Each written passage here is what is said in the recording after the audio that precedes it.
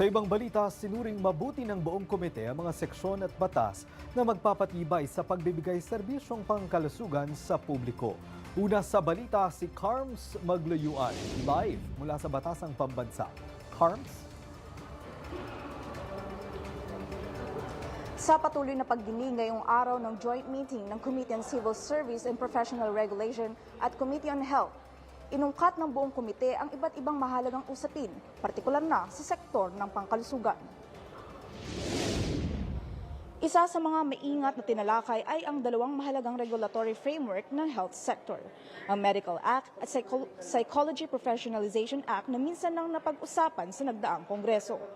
Ayon kay Chairperson Laarni Lavin Roque, layo nito na palakasin ang ating health workforce sa pamamagitan ng pag-amyenda ng mga lipas na probisyon. Binibigyang pansin rin nito ang pagtugon sa kasalukuyang pangangailangan ng mga medical at mental health professionals, kasama na ang proseso ng pagkuha ng health practitioner license. May mga kumatwira naman at sumang-ayon sa mga naging talakayan sa komite. So sa kabuuan po, ang PSPHP supports the modernization of the Medical Act.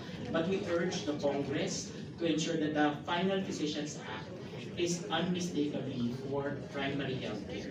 Para hindi lamang po siya regulatory law, pero siya po yung batas na magbibigay sa atin talaga ng tunay na kalusugan para sa mga. Greg, sa ngayon ay patuloy pa rin ang pagpapalawi ng Universal Healthcare Law na may layon na bigyan o mapagsilbihan ng maayos ang sambayanang Pilipino.